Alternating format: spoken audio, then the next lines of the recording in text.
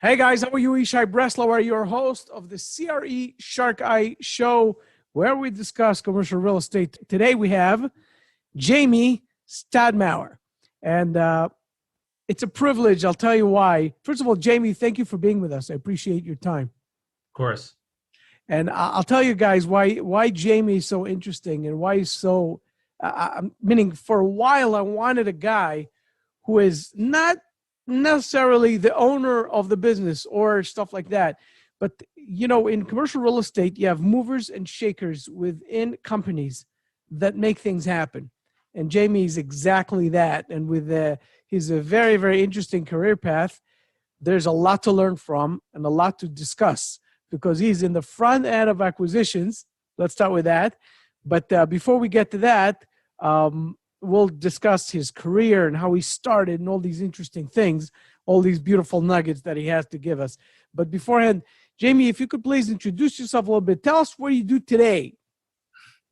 So my name is Jamie Stadtmauer, and like you mentioned, I've been in real estate for a while.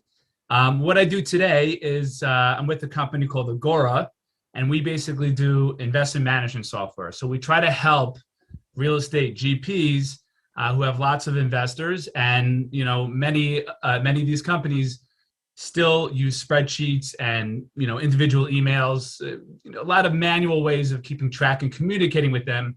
And we, our software is there to basically help that process along, make it more efficient for the GPs, and give the investors a better overall experience. So hopefully they continue to want to invest with you. So first of all, it sounds really interesting. We're going to dig into that soon.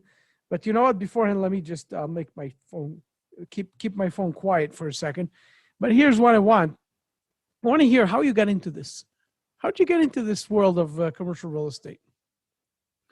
So it's actually an interesting story. When I was in college, like many, I had no clue what I wanted to do. I mean, I went to Cy Sims, a business school, and I really didn't know what path I wanted to go.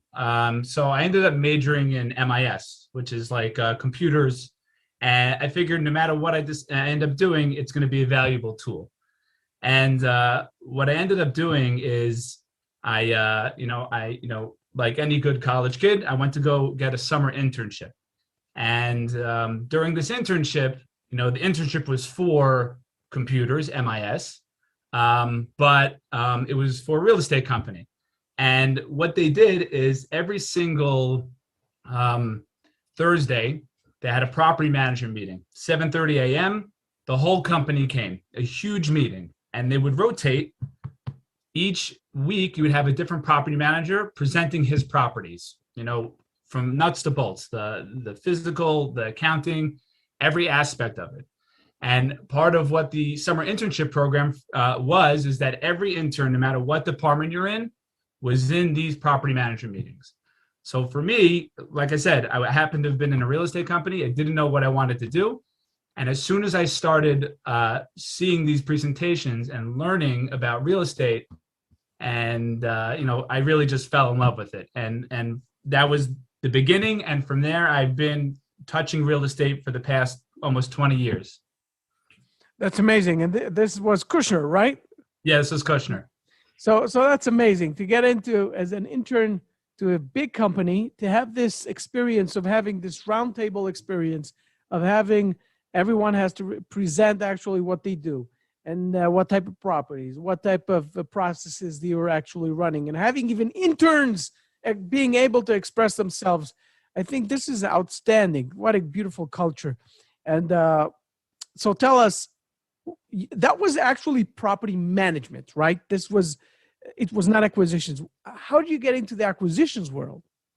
So that's a great question. So throughout, my career, I basically started with property management, managed all different types of properties, commercial, industrial, residential, and you start building your knowledge base basically. And eventually, as you move along, move up, the acquisition people tap into you in terms of your property management knowledge, because obviously it's a huge aspect of buying a property. You need to know how you're going to be able to execute whatever plan you're putting down in your spreadsheet, right? So you need, walking the properties.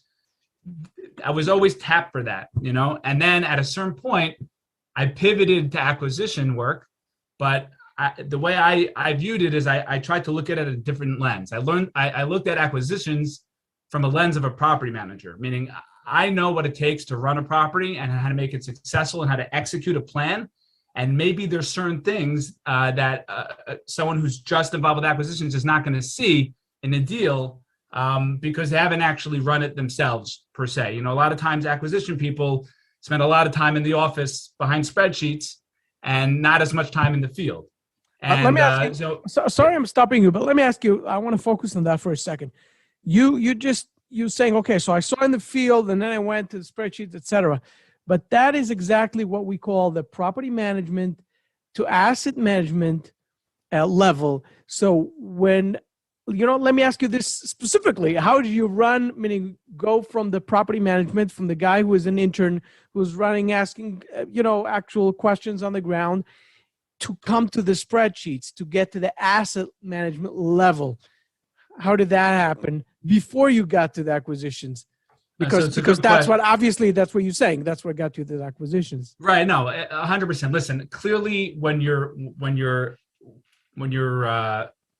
more experienced in one specific thing, it's natural to grow in that specific area. Right. But as I was saying, when I moved from company to company and grew within specific companies, you have more responsibility. So let's say initially I started out with a property or two, then you get a portfolio of properties, right? And eventually what I ended up doing is I ran, I ran the entire New York division of operations, right? And when you do that, you're dealing with investors. All of the acquisitions guys are leaning on you for the real what's really going on at the properties, and you get much more involved in asset management, which really helps you pivot into acquisitions. It's the same language, just looking at things a little differently, because you see how it was budgeted, how it was underwritten when you're doing the asset management. And so I was able to, as things progressed, pivot that way slowly but surely. As my responsibilities grew, I was able to touch more areas of real estate and become a more well-rounded overall. I guess the way I thought about real estate became more well-rounded. Tell me something. So you got to this point, but discussing what you said in the beginning, that you actually had this privilege to touch residential, retail, probably commercial type. Could you go through the asset classes that you went, that you had to learn, and the processes that the knowledge base is so different? Obviously, I always tell people multifamily, then goes retail, office, then goes retail, then goes hotels, etc. Meaning in terms of knowledge base, a level of knowledge that you have to have. Could you go through what you went through in order to get this knowledge base in each asset class, and how you moved from asset class to asset class? It's a great question. So I started in multifamily, and obviously, as things go along, every day is different. Every situation is different. Even now, anyone who's in real estate can tell you that every day is a new set of problems, a new set of issues, a new set of solutions. Right. That's actually why I love real estate so much. It's never the same. It's always different. It's never just, it's never just like a machine. Everything is different. So, I worked in residential for, let's say, 3 or 4 years. And then what ended up happening is when I was with Kushner, actually, there was a point where they sold a very large portion of their residential portfolio. And I was actually pivoted from residential to some of their commercial portfolio after that. And when that happened, so yes, I had the base knowledge of property management, but of course, commercial and industrial and retail are very different than residential. So with the core knowledge of property management in general, I obviously had to learn, the other things you need to know for those specific asset classes. So whether it's learning how to read a commercial lease, which is very different than a residential lease or retail lease, or, the different type, triple net, gross, CAM, all these different things that are not in residential, I needed to pick up. And over time, obviously, you add that, and then, maybe you're shifted to a different property that's a different type of residential property, whether it be affordable housing or luxury. Just throughout my career, it just naturally kind of worked, where every position I was in, everything was a little different. And then you just eventually, once again, there's like a core knowledge of property management in general, but every property is different, and all the different asset classes are different, and all the different asset types are different. But as I moved along, I was thrown different properties, and had to learn how to run that. So tell me, for example, let's just talk about that. Let's say you all of a sudden bump into a retail.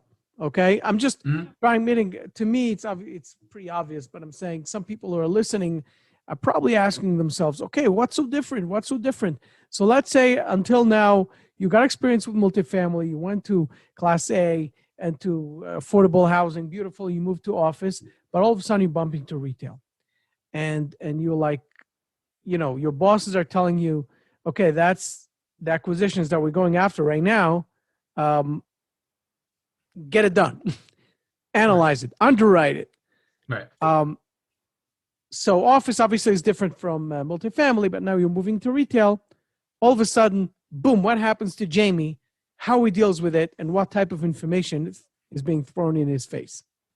Right. So retail, listen, with multifamily, you have lots of different apartments. If you have turnover in a multifamily property, it is less of a big deal in terms of like unexpected turnover. It may actually possibly be a positive thing if you're looking to do value add work.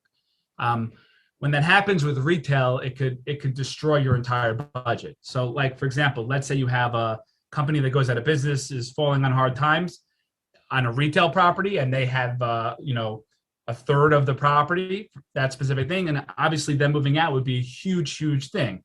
So it's important when you're underwriting a retail property to understand, first of all, when the lease expirations are, who your tenants are, what the leases are like, every commercial lease is completely different, and there's a lot of nuance. Called tenancies, yeah. Yeah, you need to really go through all of the fine-tooth comb and understand what the situation is, and do they have any renewals? Are there any specific, is there a percentage rent that's being shared? Who's responsible for what? It's a completely different way of looking at it. And also with multifamily, people always need a place to live, but in this, in retail, you got to make sure it's it's a place where people want to shop. The area is safe, that type of information. For sure. Tell me something. You moved through so many things, and you've seen so many markets. Let's talk a little bit about residential, and then we'll talk about other things because you were involved in so many asset classes. But let's talk about the market. We all know what happened through COVID. We all know what happened through COVID. But coming out of COVID right now, and hopefully we are coming out of COVID because we see all these things that are going on. But we both, everybody is really praying the best they can in order to see it behind us. So what is really happening to the market now from a residential perspective? What do you think? Well, I mean, the market is crazy hot now. It's it's a seller's market. I think there was a lot of money, and there is a lot of money out there, and there's a lot of institutional players out there, which makes it very, very hard. I mean, these properties are going for crazy cap rates, and it's not only in the gateway markets now. It's everywhere. It's not only in big cities. Even if you go to tertiary markets or secondary markets, the cap rates are like beyond.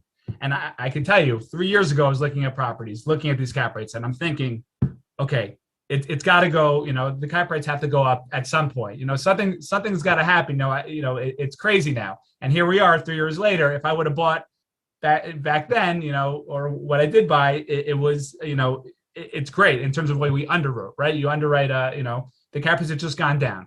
So what you need to do in order to buy a property now, you need to a few things. Number one, you need to be looking at it differently than everyone else's in order to make your numbers work, right? You need to be coming up with some aspect of it that no one else is seeing. And this way you're able to underwrite in a way where the purchase price makes sense for you and people can't compete with that. There has to be some value add game. Right, a value add, but everyone's doing value add. So you need to, it's value add with a twist. It's something that people are not realizing, whether it's how you implement it. You have a strategy to implement it that'll end up saving you money or bumping the rents more. That's one aspect of it. Can you give us like an example of an idea with the twist? Obviously, right. every deal is different, but something. Yeah, for sure. Like, for example, if you renovate a few units at a building, right? If you renovate a few units in a building and let's say you want to, you want to renovate the whole property. So what can you do with these new units that you renovated, right? You could either put them on the market, bump the rents $150, whatever you're going to do, and rent them to new tenants, right? That's what most people would think, right?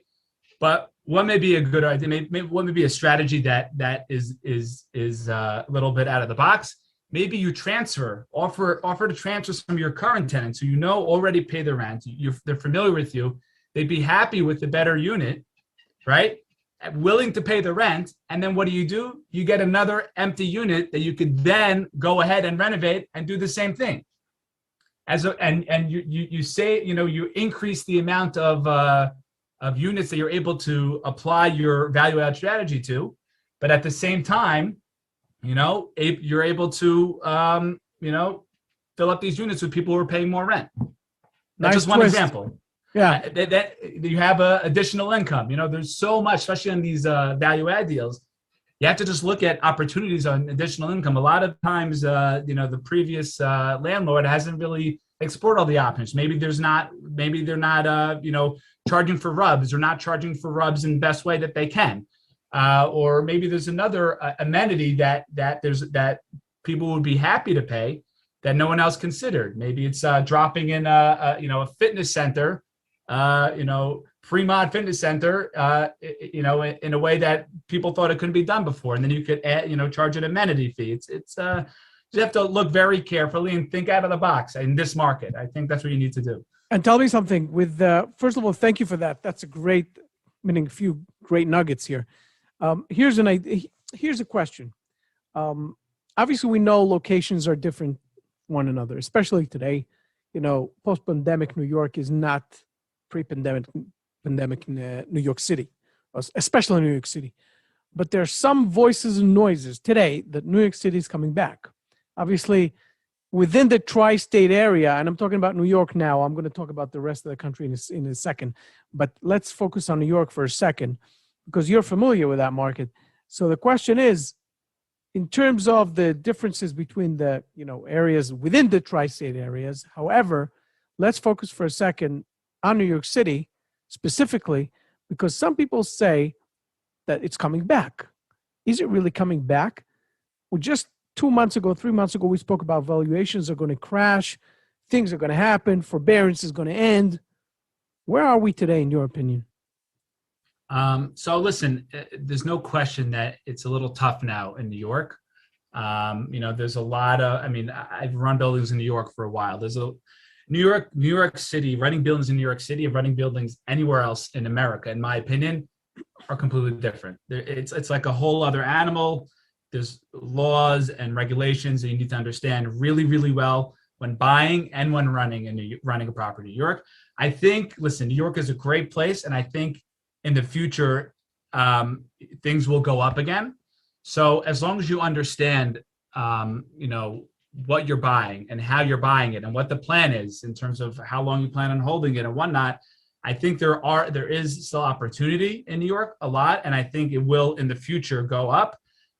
It's just, you have to be very careful and really, really understand what you're getting yourself into and what the plan is and know how to execute it properly. That's what I think. So, okay. So without having, I know you forgot your crystal ball. Okay. Mhm. And your profit certificate is not with you Yeah. right now. Mhm. But having said that, what do you think is happening within the year from now in the New York area? It depends a lot. It shouldn't be like this, but in New York, a lot of the political stuff, which don't want to get into, but dictates how landlords are viewed and how much they're able to move and how much they're able to do, and the general feel in the market. So it's unclear, in my opinion, where we are a year from now. But I think there's a lot of outside factors that will move the direction of that market. But I really think if things open up there, it could open up in a big way, which means that the opportunity may be now. But you just have to understand you may have to hold it for a bit before executing on what you want to do, or and you have to just hedge your risks and make sure you're properly looking at everything. So, right. And now we're talking about the rest of the country. We saw everybody running away from the big cities, right? We saw everybody running away from the New Yorks, from the Californias, from Los Angeles, from San Francisco, et cetera, et cetera. We saw that. Everybody's going to Nashville, going to Idaho, going to Texas, going, et cetera. Florida, of course, everybody's running to Florida. We know about all that. But that creates pockets of things to be overpriced, overheated, overvalued. What do you think about that? Yeah, I mean, it is very overheated everywhere. This is what I was saying before. So either you have to find a unique way to look at a property, or obviously you have to hit the phones and find and hit the street, honestly, and find an off-market deal. Meaning there's two ways to handle it, right? You could handle it in a way where everyone's looking at the same deal, but you're seeing something that not everyone else is seeing, or you could make your money on the purchase price by just finding an off-market deal that people don't know about yet, and you could instead of negotiating against 100 people, you're negotiating against 3 people, or maybe it's just you. Even if you could find something like that. In addition, in this market, you need to come to the table with something unique that's going to put you ahead of everything else, whether that's a personal relationship, meaning maybe it's a situation where you have maybe it's inherited by someone and they don't really know what they're doing in terms of real estate, and they want the legacy of the family to be upheld and being in terms of taking care of the tenants. So maybe your personal relationship with that person may be better, and that may put you ahead. Or being able to go with a lot of hard money, being able to act quickly, that's also something that can put you ahead of some others bidding on the same deal. For sure. And you know what? Let's move for a second to office.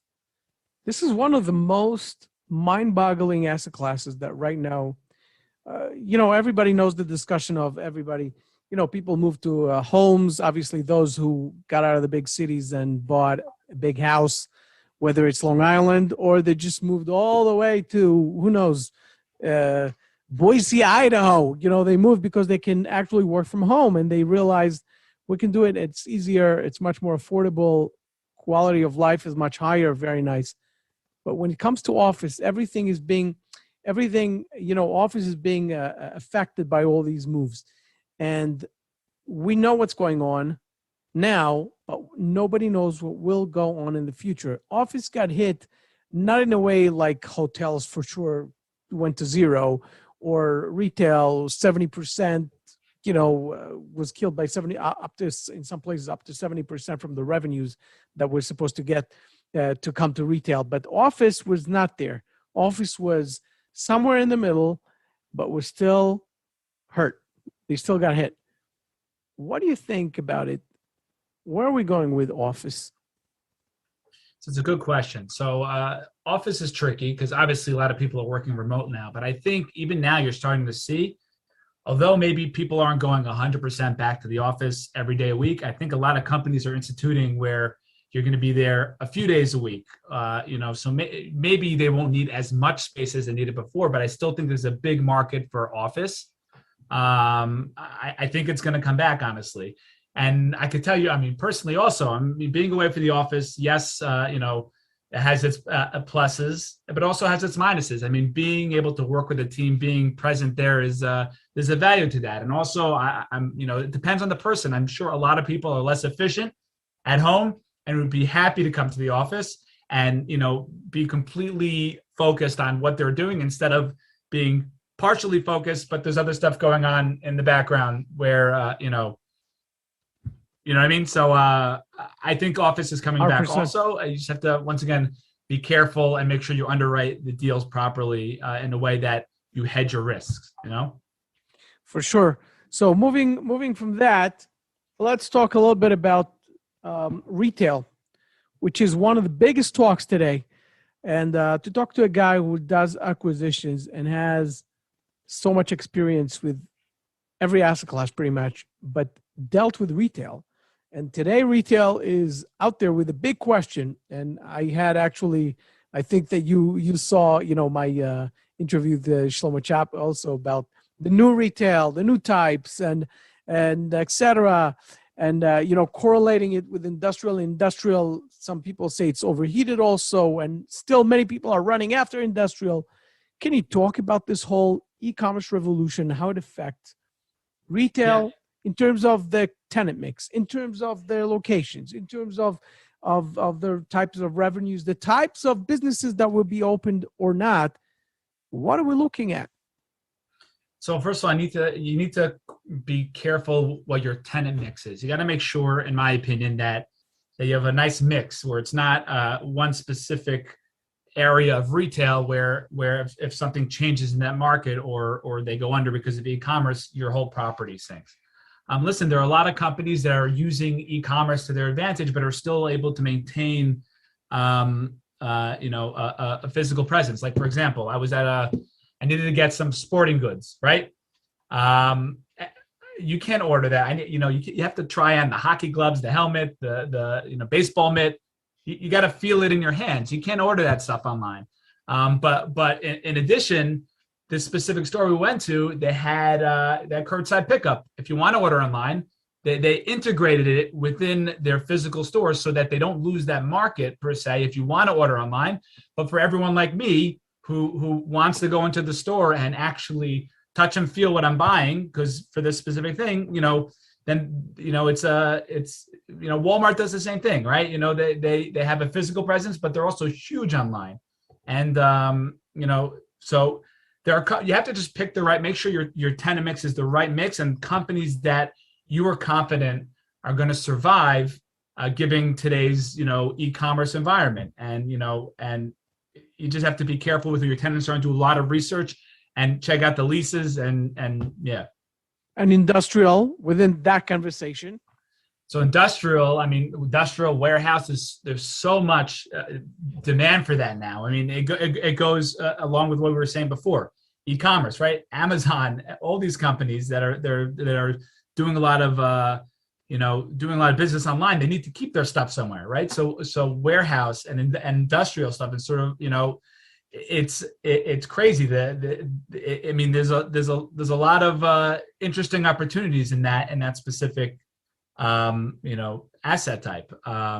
It's a lot. And what's good about that also, it doesn't have to be specifically right in a specific market, to be on the outskirts. You just have to understand what highways are near there, how all the goods are getting from one place to another, and you have to understand the location in that sense, right? Because that's what you need for that type of asset, For sure. I want to shift gears a little bit towards what you do right now, the company that you work with right now. If you could talk a little bit about what you guys do, because it sounds a little bit like Proptech, property technology, which I'm heavily involved in, and in many, many ways.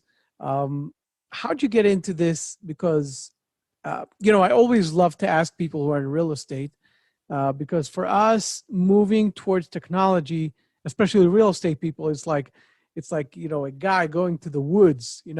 What's going on out there? How was that for you personally? And tell us a little bit about your experiences.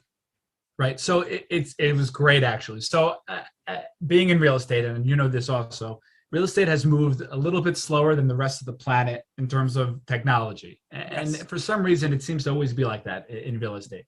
So just now, finally, the industry is starting to be more open-minded about technology in every aspect, you name it, whether it's finding the property, running the property, the accounting, the investors, so many different ways, leasing, and so basically, I've always been interested in technology, as I said at the beginning. That's literally what I went to school for.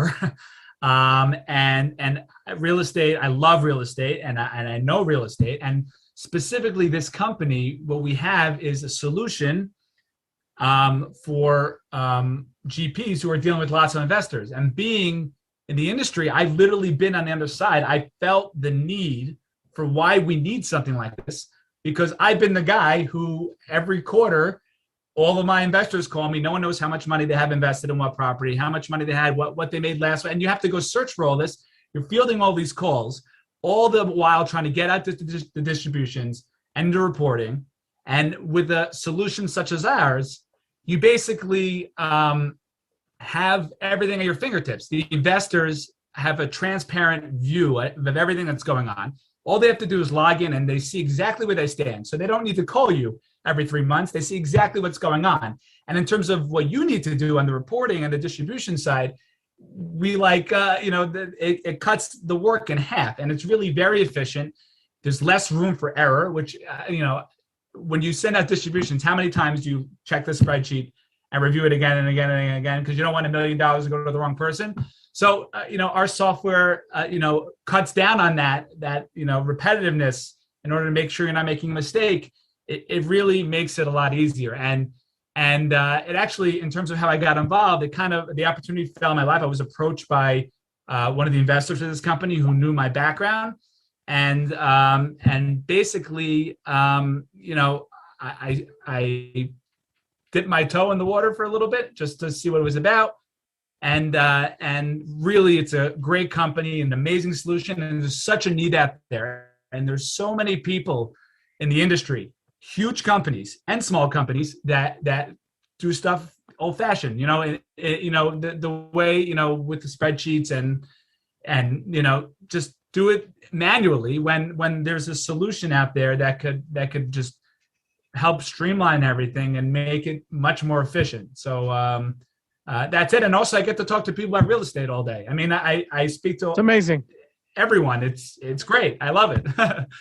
It's amazing how things are evolving in this industry. It's just unreal. It's just mind-boggling. And you know what? Seeing this evolution that happened through this business, it's unreal. Just I would say 5 years ago, it was like Stone Age comparing to what's going on today, right? It's just amazing. It's amazing. Tell me something. Let's talk a little bit about what you could give in terms of advice. A few tips for people who are starting up and they want to go through this career path. And a person is coming out of school. He did not go to NYU Shack because that's like a natural thing. They are They go to Kushner today, will grab him, and these guys will grab him. Not necessarily, but they'll go to Blackstone, to this company, that company. A guy went to school, came out, did not learn anything about real estate, maybe finance, maybe business, but real estate is a different animal, as we all know, and they always require some type of knowledge base. What would you suggest to a newcomer?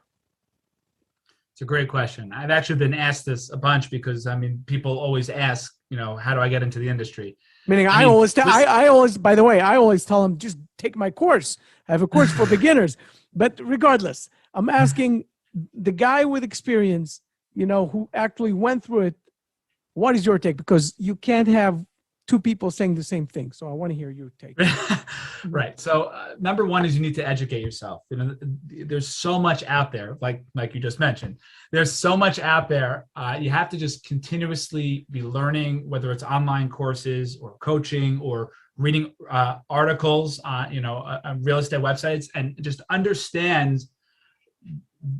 Start inhaling all the information about what's going on there, so you have a base. And in terms of getting in, you're going to have to start at the bottom. That's the way it works. You go in, maybe you're an intern somewhere, or maybe you're an assistant property 100%. manager, or maybe you're a leasing person. Listen, I got to tell you, when I started, and this is great actually, they had a training program where I actually spent a month with the super. I spent a few months with the leasing person, and then with an assistant property manager. And I can't tell you how much it helped me in property management, just being around all different aspects, all the people that I would eventually have to lean on and communicate with, because you understand what it's like to be in their shoes, and it just makes the relationship much better. And you just understand, what it takes to get the job done. And also for anyone looking to get in, that's how you just absorb the knowledge, right? By being a leasing agent, you're going to learn other aspects just by being there, and you'll be able to, once you can, build your knowledge base and prove that, that you're a hard worker and you ask a lot of questions. You need to ask a lot of questions. Always ask questions. And if people are not willing to answer the questions, make sure to go to another place where people are willing to answer the question, because that's the only way that you learn. Never be afraid to ask questions. This is an industry that you can't learn in a textbook. You have to be thrown in there and learn from the people who have been doing it. And that's how you do it. Right. Having said that, it's not, you don't learn from a textbook. We still read books. So which book or which couple of books would you recommend for anyone who is coming in, who is already in, that actually, because I'm sure you're also one of those guys, takes one to know one, as we call it, that is trying to always educate themselves. We always try to upgrade ourselves to get more knowledge. For example, I'm like reading forever this book that is as thick as I don't know what. It's like frustrating. I'm just not getting to the end of it. But it's about the planning and development of resorts. I actually started pre-pandemic. Once the pandemic hit, because resorts went down, it's depressing reading that kind of a book. And now I'm reading it again. But what is your take, beginning and middle, whatever? So I actually, for me specifically now, where there's so much going on, I'm sure you're crazy busy also. Yeah. I find it very hard to read. Yes, it is. Books. I read a few pages. But and then 3 years back, 4 years back, 5 years. No, I'm saying no. So what I would say, I would educate myself by reading articles about what's going on now, researching online, listening to podcasts, as many podcasts as you can, on topics that you're interested in, and that, in addition to being in the industry, you'll help grow your knowledge base, which will help propel you, I think, down this path. That's my opinion. You know what you say is so amazing. I'll tell you why. Because, for example, this podcast, okay? And I'm not saying just mine. It's millions of others, much more veteran podcasts. But let's say this one that we just did right now, okay? People are listening now. So for those who are interested in the market, they just heard a good perspective from a guy who is in the market, who's in, who ran all kind of things, did underwriting, was involved in property management, asset management, so on and so forth, right? However, think about this beginner guy, okay, who is listening to us for the first time, is just right now listening to these words. And for them, they found it exciting. They found it, elevating. But there were those little terms in the middle that you threw and they didn't know. Now, you guys that are listening, this is your time to actually take notes of the stuff you didn't understand. All you have to do is the stuff that did not exist when I was getting in, or when Jamie did not get in, and that's Google. You just have to Google it, and you will find the answer. And that is it. And that is easy as it gets. But it's a process. You have to take it one thing at a time. Yeah, no, 100%. Like I remember specifically when I was an intern, like I told you, and also every meeting and every meeting that I've ever been to, especially, you always got to bring a notepad. And if it's an industry or if you're early on a specific asset class, whatever it may be, you got to take notes, write down every single term you don't understand, every acronym that you've never heard of, and then now that you have Google, which is great, you just Google it. But speak to someone who's experienced and learn about them and learn about it. And that's how you grow your knowledge. And once you grow your knowledge, then you could grow in the industry. Jamie, what can I tell you? This was really fun. And thank you so much for being with us on this show. If you could tell everybody how they could find you guys. Oh, absolutely. So we're obviously leaving all that, you guys check out the, all these links up there, down there. But Jamie, tell us. Just our website is agorareal.com. So check us out there and feel free to reach out to me. I mean, I love talking to people, and I'm happy to chat real estate and tell you about our software to see if it's something that could help you. Beautiful. Jamie, thank you so much. And you guys take care of yourselves. And as you heard, you have to educate yourself. And for you guys who are veterans, I hope you guys enjoyed this show. I'll see you in the next show. Take care of yourselves.